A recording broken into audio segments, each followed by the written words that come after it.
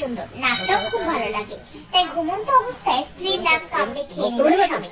এমন ঘটনা ঘটল নদিয়ার শান্তিপুর থানার অন্তর্গত 11 নম্বর ওয়ার্ডের বেরপাড়া এলাকার বাসিন্দা বাপন শেখের সঙ্গে গত 9 বছর আগে প্রেম করে বিয়ে হয় মধু খাতুনের। তাদের একটি 8 বছরের কন্যা সন্তান রয়েছে।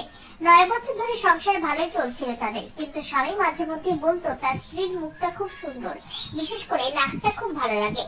গত বৃহস্পতিবার রাতে যখন ঘুমোচ্ছিলেন, ঠিক রাত 3টে নাগাদ হঠাৎই আচমকা তার নাকে কামড় দেয় তার স্বামী বাপন শেখ। কামড় দিয়ে নাক খেয়ে নেয় স্বামী। আচমকা জ্বালা যন্ত্রণায় ঘুম ভেঙে যায় স্ত্রী মধু খাতুনের।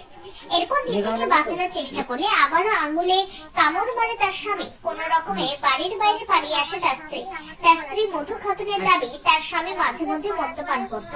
এরপর বলতো, তোর মুখটা এত সুন্দর কেন, নাকটা আরো সুন্দর, তাই আমি নাকটা কামড়ে খেয়ে নেব। সেই কারণে আচমকা রাতে এই ঘটনা ঘটায় তার স্বামী। পাশাপাশি তিনি আরো অভিযোগ করে, যেহেতু আমার মুখ সুন্দর তাই অ্যাসিড মারার হুমকিও দিয়েছিল স্বামী। এরপর স্ত্রী মধু খাতুন শান্তিপুর থানায় তার স্বামী বাপন শেখের বিরুদ্ধে একটি লিখিত অভিযোগ দায়ের করে।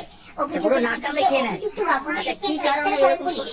আজ তাকে রানাঘাট আদালতে তোলা হয়। জানি না কি কারণে করেছে, কারণ আমি ঘুমাচ্ছিলাম। কোনো অশান্তি ছিল? কোনো অশান্তি নেই, কোনো ঝামেলা নেই, কোনো কিছুই ছিল না। কি নাকটা ভালো লাগবে এরকম কিছু বিষয় ছিল? আচ্ছা মুখটা সুন্দর। আচ্ছা, মুখটা সুন্দর, হ্যাঁ, তার জন্য প্রায় দিনই বলতো যে নাকটা ভালো। হ্যাঁ, নাকটা ভালো, তোর নাক মুখে অ্যাসিড ঢেলে দেবো, নাকটা হচ্ছে কি যে উপড়ে দেবো, এরকম বলতো। আর প্রায় দিনই নেশা করে থাকলে আমার গলা টিপে ধরে মারার চেষ্টা করতো।